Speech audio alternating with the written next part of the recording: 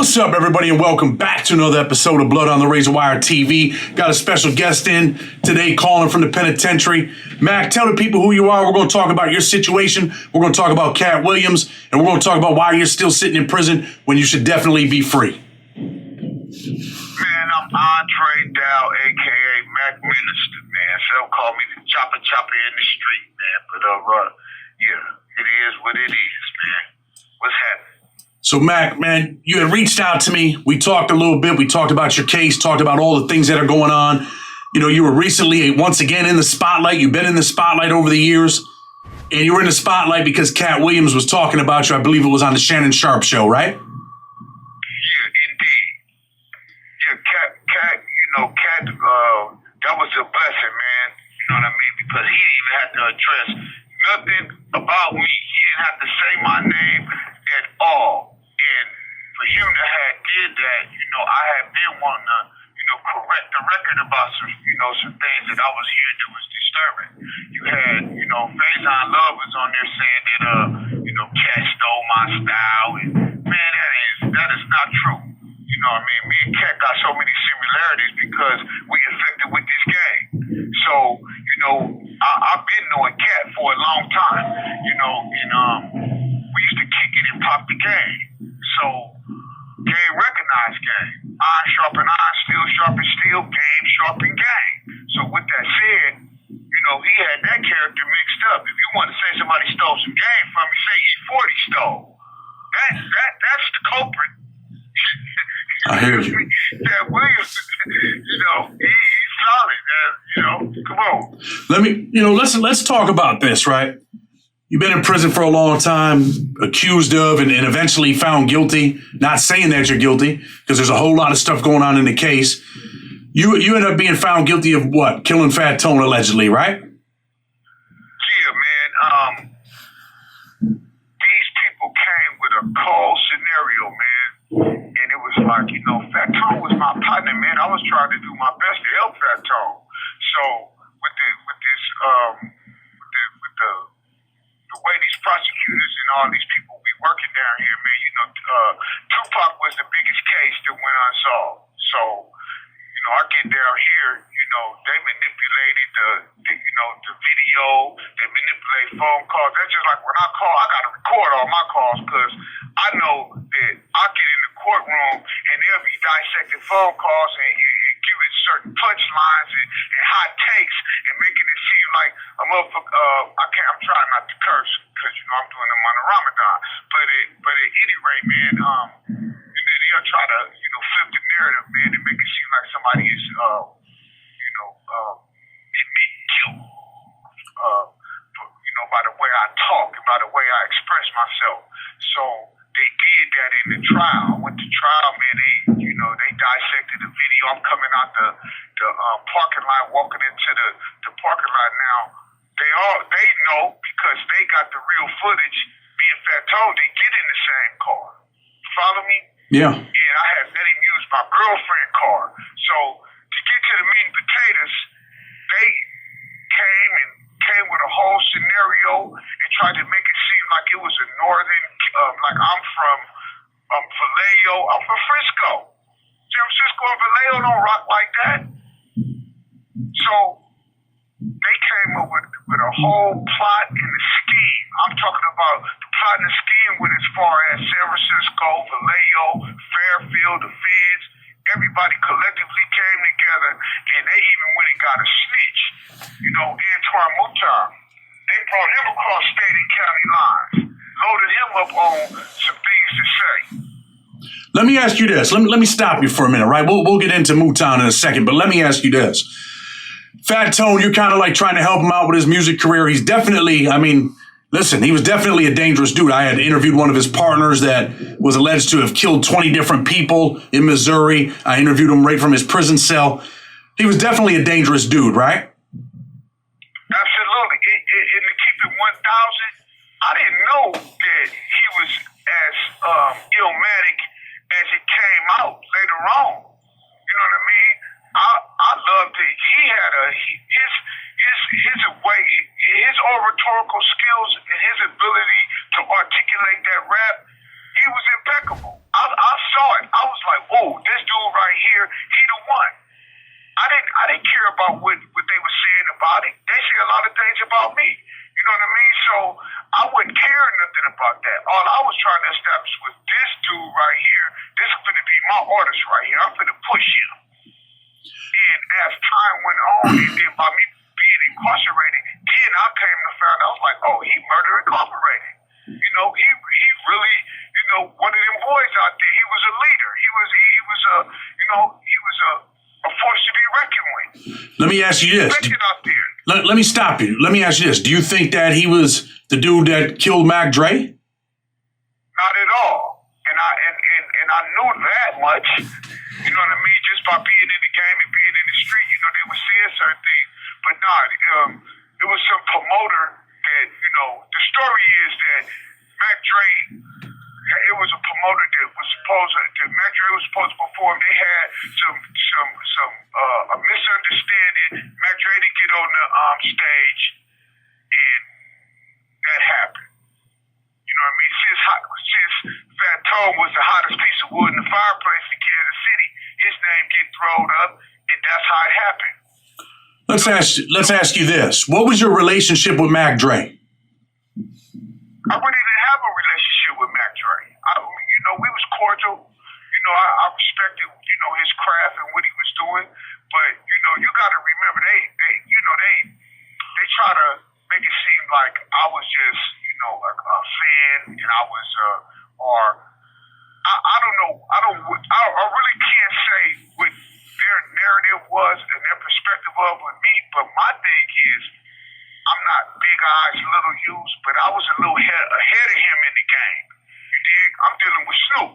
Snoop Dogg is the biggest name in the game and been in the game the biggest since it done started. I mean, really. I mean, how could you even make it seem like I'm a jeopardized career, everything that I got going on? I'm tapped in with the biggest comedians, Mike Epps, Cat Williams. I mean, the list goes on. So there's no way that I'm going to jump in a vehicle and pull the things that they alleged on me. That just don't make, it's idiotic. It don't make even no sense.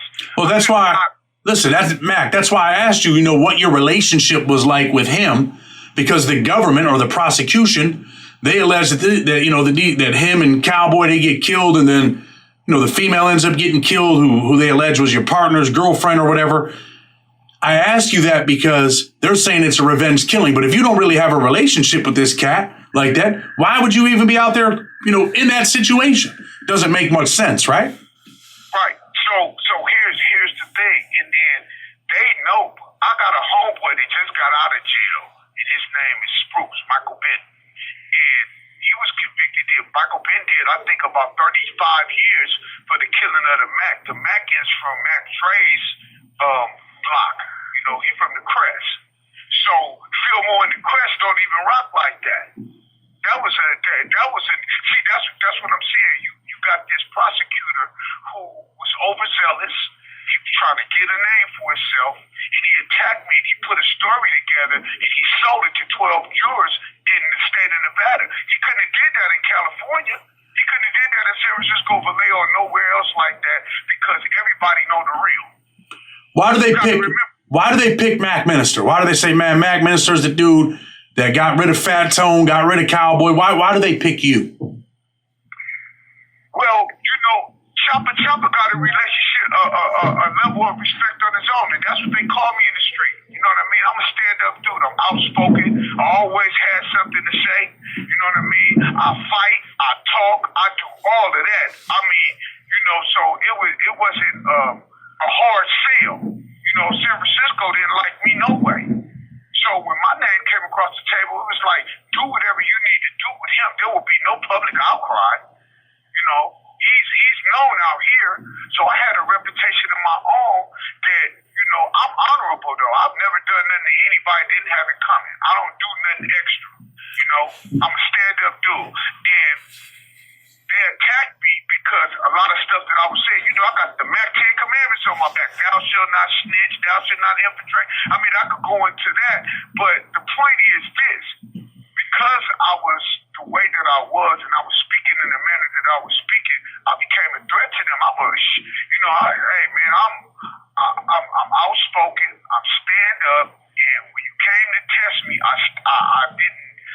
I did nothing to impugn the integrity of the game. In every aspect, I was honorable. So cats that say they real, you didn't display you was real because you didn't come assist something that was real. You follow me? I feel you. Now listen, let's talk about this, right? The evidence. What evidence do they say they have? What evidence do they submit? They don't got you getting in the vehicle. They say that you're at the MGM with him. Fat Tone leaves in a car. What do they have against Mac Minster? What evidence do they really present? They had nothing. It's absolutely the evidence that they presented was a snitch.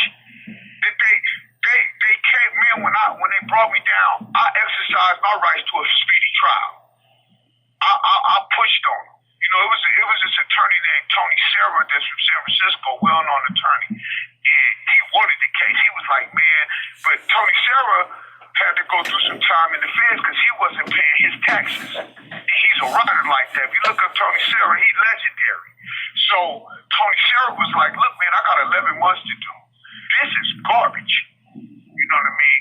You get the right public defender, you will win this. So when they came for the extradition, he was like, if you waive extradition, by the time they even come, we're trying to extradite you from California to Nevada, I'll be done with my time. I'll know your case. I'll do this, that, and the third. Man, I'm trying to get home to my daughter. Because I know I didn't strike a match in the blackout. I didn't throw rice in the Chinese way this mandatory in Hong Kong. I didn't do nothing. Let's talk. Like, what is it that they go, what are they going to present? So I'm looking at the discovery, and I'm like, man, they playing. So I accept the extradition, get to Nevada. Man, I push for a speedy trial.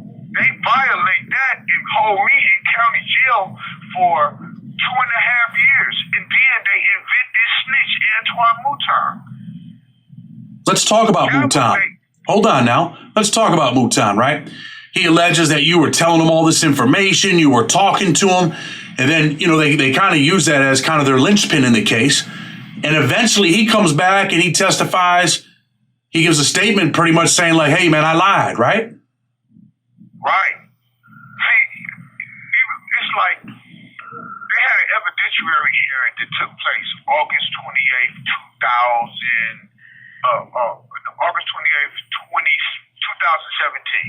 2007. And in the August 28th, 2007, it was an evidentiary hearing. And the evidentiary hearing was for to see if he had anything, did he have anything that was beneficial to the prosecution? Did he have anything that was any validity to the case? So when they do the hearing, he up there, he way off the mark. Everything that he's saying, he's caught in a lie. He said he saw me summer of 06. I had a co-defendant at the time, Jason Mathis, co-Leon. So he from Hunters Point, I'm from Fillmore. They just gave me a co-defendant. All my life, I've been from juvenile hall. I've been to juvenile. I've been to Log Cabin Ranch. I've been to St. John's in Southern California. I done did some time before. I done been to Soledad, Folsom, San Quentin. I've never had a co-defendant all my life. They go to my records and see that. But this is the game that they play. So they got him sitting up here saying that he saw me with Baptist summer of 06, and we was at the Boulevard Mall, and he put me all these places in Las Vegas. I'm in jail. I was in jail March 2nd, 2006. Mathis was in jail July of 05. So when everything that he said and now is being, and every time he got caught in a lie, the judge would be like, the judge would just chime in and say, well, I'm going to seal these documents for these reasons and this. But at the time, I'm not really catching that because my mind is really discombobulated. I'm really flummoxed. I am confused for who is this dude. I've never seen this man a day in my life. What are they talking about? So I'm not really understanding our sister. I'm understanding, but I can't really grasp and capacitate everything that they're saying because I'm really like, who is this dude? What are they talking about? And he said he grew up under me. He said he's from Hunters Point. He can get away with saying all of these things because he in Nevada. If you in San Francisco or anywhere in California, we know that Hunters Point is 7 miles away from Fillmore. Let me ask you this, right? He has a Fed case at the time pending too for some trafficking chicks, right? At the time, underage chicks, I think, right? Yeah. So this is what he do. He was pimping and panning. He wanted to. He's a vagabond. He's a He's a low budget pimp. You know what I mean? And he go and get young kids and take them across state and county lines. This is how he moved. This is his modus operandi. This is what he do. So he finally got caught up, and he had 40 years that he was doing time for on a pimping and pandering on a minor. So they went and got him. I got video footage of the August 20th, 2007 testimony, and the prosecutor, he was brand new, like paper in the shoe. He was just starting off. So what they did, as an attorney or a prosecutor, you never ask the witness something that you don't know the answer to. That's why they probe them and, get them to, or should I say, they take them in a room. Your attorney gonna talk to you. He gonna prep you, get you prepared for getting on the stand. They exercising something that they ain't even prepared for because he asked him, "Why are you here today?" He said, "To get a sentence reduction." If you get a sentence reduction, you already doing your time. Follow me? I'm 100% with you. I mean, this is how the system works for those that don't know. This is how it works. Right. So they went and got this dude to come and say that he grew up. I can't prove that I don't know him. How can I prove that? How can I say that I don't know him? It doesn't matter because he said that he know me and that I came to him and that I told him that I killed these two dudes over Mac Dre. Because this is the narrative that they pushing. So when you get people family, you get Mac Dre. You get Fat Tone, Mama, you get Cowboy's mother. They feel like, man, they got the guy. But I'm gonna tell you this: Cowboy's mother she wasn't caught up in the emotion in the game that they was playing because she had reached out to me. I was talking to her a couple of times on the phone. She knew they was full of shenanigans because she sat in both trials. And she said, "Nah, it didn't blow over well with me." But this is the game that they play. If you don't pay attention to it, it'll pimp right past you. It'll be there so fast. They'll run circles around you. By the time they stop, your head is spinning. They made up this story. They made it seem like I was just, like, I'm from Vallejo, and I grew up, and Mac Dre was my best friend. This is the picture that they paint. I'm from San Francisco, I'm from Fillmore. But this is the picture that they paint. And they're getting away with it because you got a snitch that's telling 12 jurors that he grew up under me and that I came to him bragging. And then they went as far as giving a date. Because you had to sell this story. So he came with the December the 5th, 05. December the 5th, 05. Now I'm on the street. All the other stuff that you said, you off the mark. And this is the cold part about it. He said this at the evidentiary hearing, got away with it. At trial, he said it and got away with it because they sealed the transcripts. So I don't even know that this December the 5th date is even the date that that he lied about because I don't have any of those records. I'm a victim of ineffective assistance. Let's talk about. They are. We'll talk about the ineffective assistance in a minute, but let's talk about the government and the prosecution and the discovery violations. Are there discovery violations? Was there material that they didn't turn over? What were they hiding from you that you eventually find out about? That's what I'm saying. What they hit was he was in Fulton County, Georgia from November the 28th to December the 7th. There is no way physically possible that this man could have been on the street December the 5th, 2005. And the prosecution knew this, but they let him testify that you had told them this stuff there in these time frames, although they knew that he was in jail and that you were nowhere close or even near him, right? Absolutely. They knew. And what they also knew, that I would never find this information out unless the prosecutor give it to me. And by him, he violated the Brady because he had that information. He was supposed to turn it over to me. But if you turn it over to me, then you don't have a case.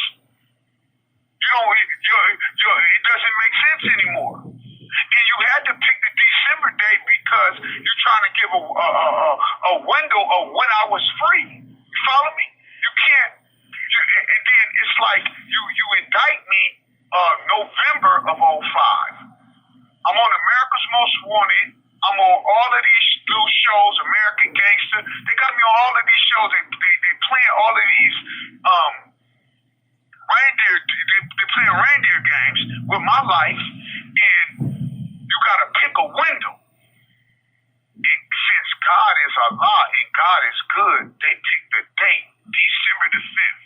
It took me 17 years to find out that Antoine Mouton was in fact incarcerated in Fulton County, Georgia from November 28th to December the 7th. Impossible.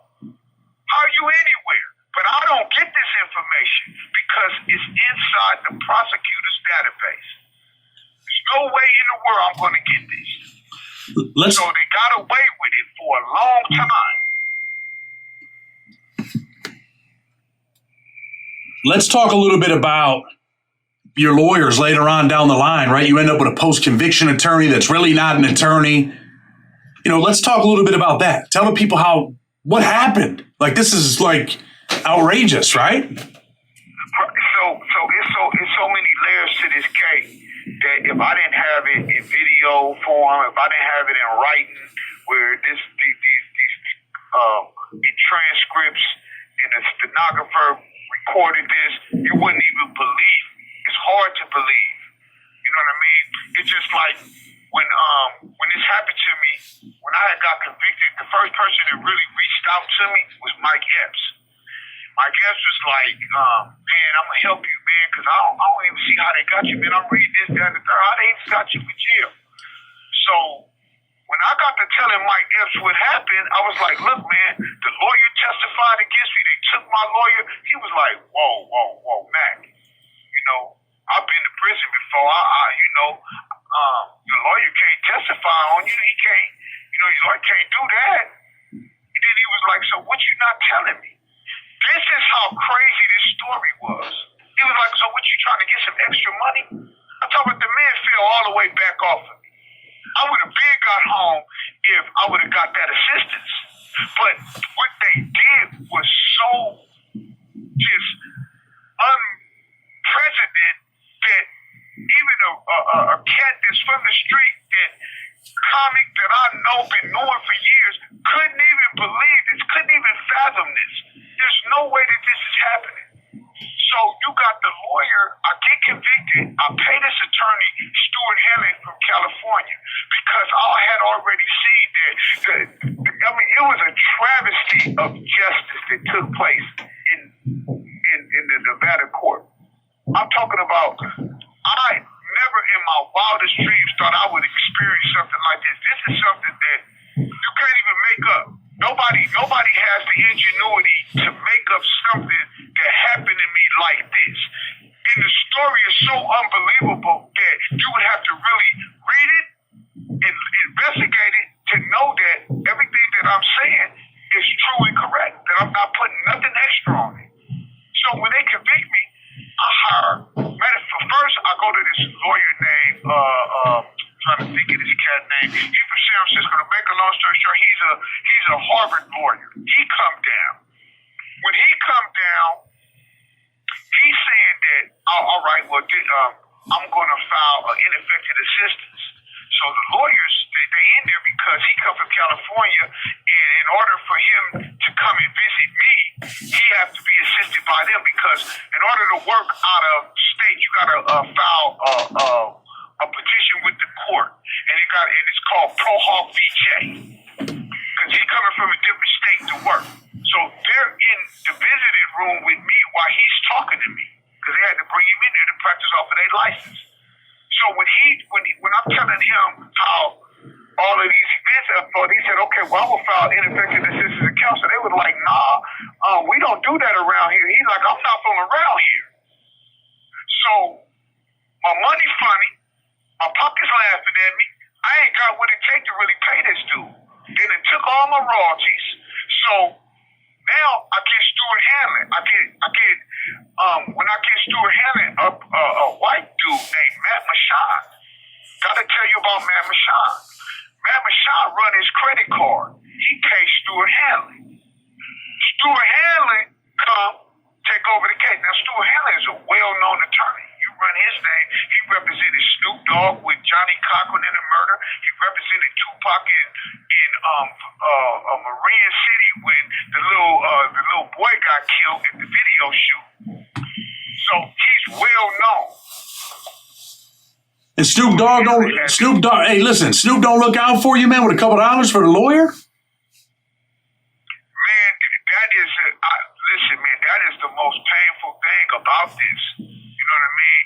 But I can't account for what he got going on and for him to do this. Allah looked out for me. You know what I mean? I stay honorable. And the coldest part about that, not to pivot over to that, but since you brought that up, you know, it's like Suge came to me and was trying to help me. Suge was like, man, I'll help you. But I was like, I'm looking at this thing and I'm going, whoa, even though I'm going through it, I do love Snoop with a full heart, no additives, preservatives, or artificial flavors. I've been in the man's house, got a lot of love for him. You dig what I'm saying? But now, before I get into that, I will say this about Snoop. Snoop was really fully invested in it. This is what happened with the dog. One day I go to court, and the prosecutor, this is how devious he is. This how trifling this dude is. He say, because he listened to the phone calls, he hear me talk to Snoop. Snoop like, yeah, cuz, I'm going to testify for you, man. All I can testify to your character. You know what I mean? I'm a character witness. I can't say what happened out there because I don't know, cuz. But what I can do is speak on you. You have 1 minute left. He's like, I can speak on you and I can talk about that. Okay. Dog ready. Man, the prosecutor come to court and say that he has a witness that would testify that Snoop Dogg gave up $5,000 for a double murder. The next time I get Snoop Dogg on the phone, Snoop is talking about hizzle, bizzle, bizzle, shizzle, hizzle. He done manizzle me. I'm like, hold on, man. But I know where this is coming from. Because this prosecutor just put this on the record, this public record. This done ran out in the street like that. So now you finna put Snoop Dogg as a co-defendant. Bottom line, this is what you said. So that went like that. Because I love you so much that I gotta give him some type of, it's a way out. If it's a way out, I'm gonna give it to him. Because that's really my guy. And he always showed me love, man. So with all that said, we should know with the powers that be that's in his camp telling him about me. Hey, man, you gotta do this, you gotta do that. You know, he got so much going on. He's an octopus. He got his hands in everything. I respect that. But I do have complaints as far as my right royalties. If I'd have had that money, I would have been able to win. I would have been able to hire and fire who I needed to hire and fire. And it was so many scenarios with that because I didn't want to be the one to be, the only time that a lawsuit came up when it became desperate time, extreme measures. I had to do what I had to do to get the money, and then I didn't even get the money. The lawyers, the intellectual property lawyers, Tom Brackey and Jonathan Hewitt, took the money. I've never seen a dime. I've been going through it, and I've been attacked on so many angles, and I've never seen any money. My plaques, how do I not get my platinum plaques? That was a thing that bothered me even more. When I did the game court, I'm the one who recorded the game court off the TV. I'm the one who took it to Studio Tone, and all he did was looped it, and I put the game on there in defense of the Honorable Snoop Dogg. I did that. I didn't get no plaque for The Last Meal or Snoop Presents the Eastsiders. And it really all started with E40. He was the first one came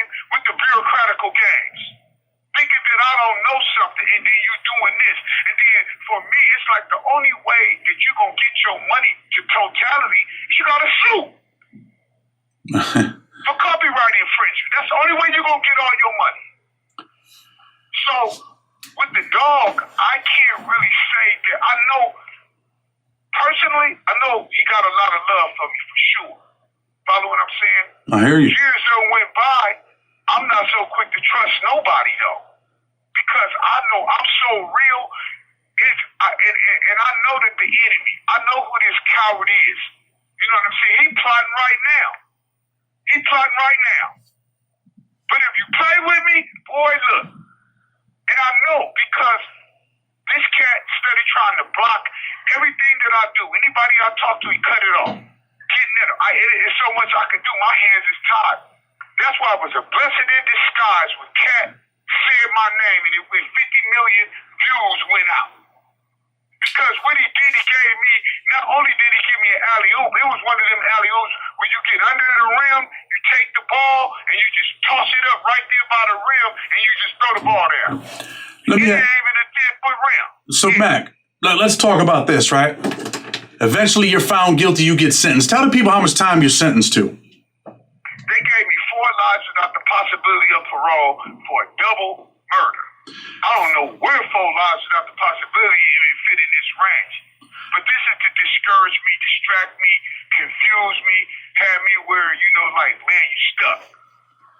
Let's talk about this. How old were you when you were sentenced? 35. 35 years old, 4 life sentences. What does it feel like in that moment? I mean, you're thinking, you told me earlier, like, man, they ain't got nothing on me. I ain't do this. I ain't going to jail. I'm good. I'm a waive extradition. Let's get this speedy trial popping. And eventually you're found guilty. So now you get 4 life sentences. What does it feel like in that moment, man? Man, defeated, and that nobody respected my honor and my integrity. Nobody, I had lost nephews. It was cats that would call me to help them out that turned and did. It was just bad, man. I lost 5 nephews. First, when I get arrested, I lose my nephew Ra-Ra. When I get when they give me the time, when they find me guilty, the moment they found me guilty, I lose my little nephew Trey, little baby Bin Laden. So, and in between that time, I lose 3 more nephews. Beefy, rest in peace, Javon, and it's so many of them that I had lost. So I'm sitting in prison, and all of these things, I felt like Job. Everybody turned their back on me.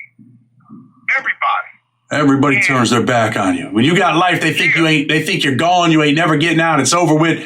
We can chalk him up. It's over with.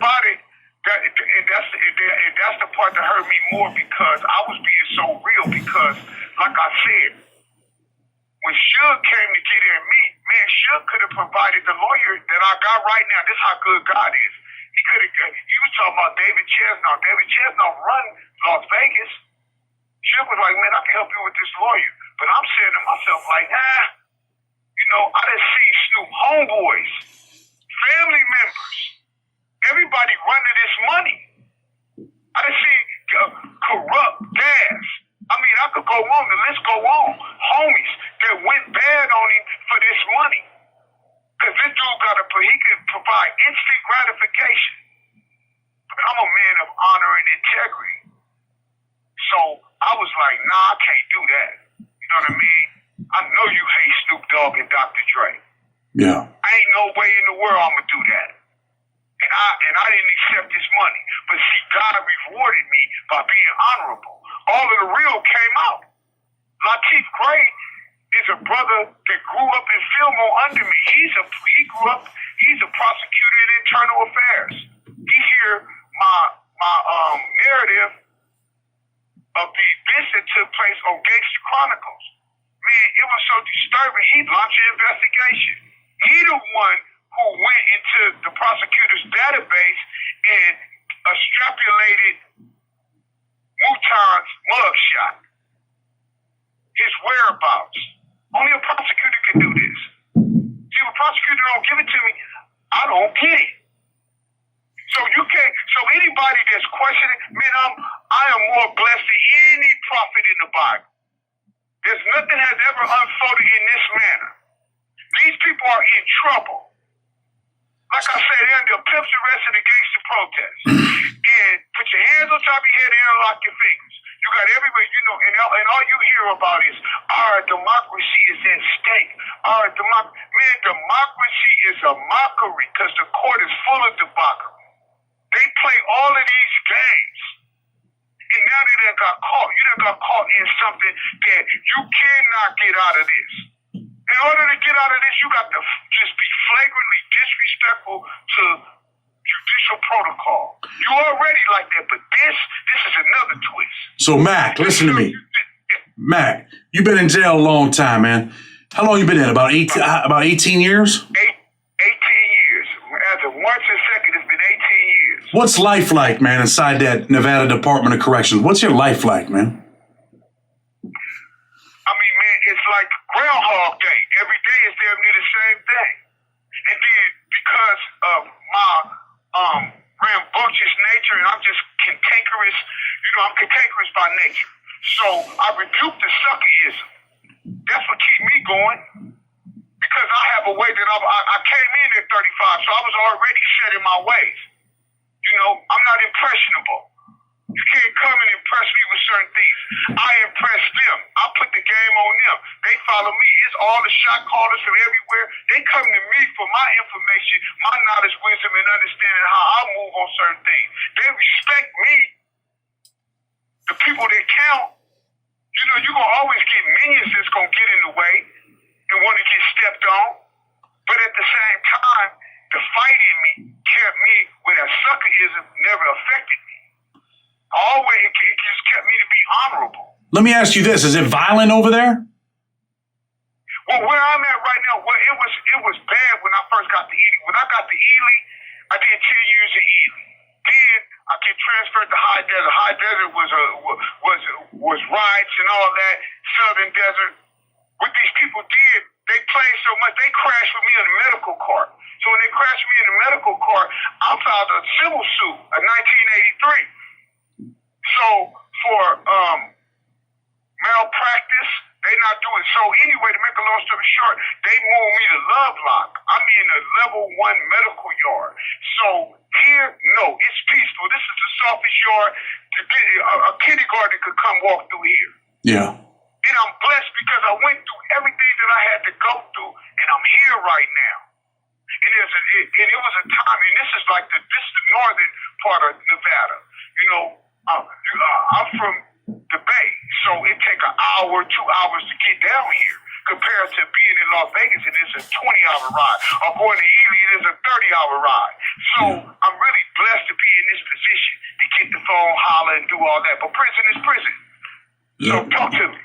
Prison is prison, and everything's subject to change, right? Right. I mean, there have been some killings and some murders. Just not too long ago, a cat got stabbed in the neck over the phone or over a punk. You get these cats. It's certain rules that I go by. I don't gamble. I don't ball. I don't loan. You dig what I'm saying? I don't deal with no homosexuals.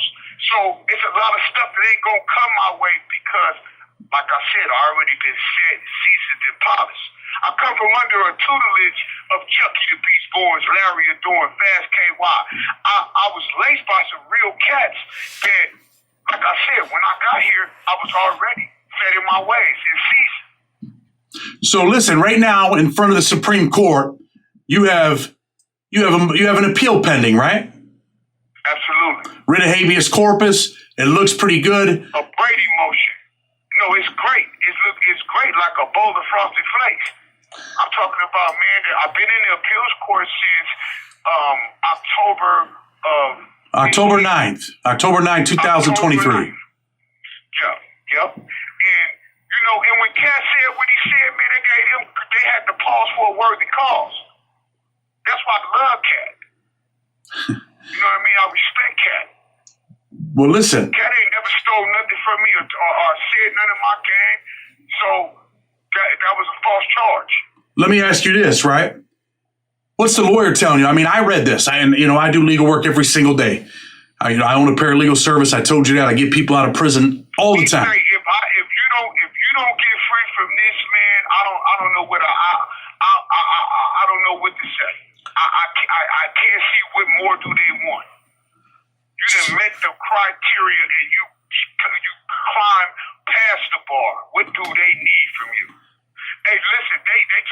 lockdown. I think it's a count. Okay. So can we continue this as soon as I come out? I can call you. I think we're good. I think we get ready to close this thing up. I just want to know this. Will the street see the minister again? Will Mac Minster hit the streets? Hey, man, if you wink, you blink, you take too long to think, man, I'm going to be back on the street in a real way. Listen, man, I appreciate you coming out. Anything you want to say before we get ready to go? Man, I just want to say that God is the greatest. It's the month of Ramadan. And right after Ramadan is over, I'm up out of here, man. All right, man. Listen, man, I hope things work out for you and you see the streets again. You need anything, brother, you got my number, man. Hit me, all right? Okay, thank you for that, man. I appreciate it. All right, brother. Stay safe in there. Absolutely. That's it, ladies and gentlemen. Blood on the Razor Wire TV. With respect, until tomorrow, we're out.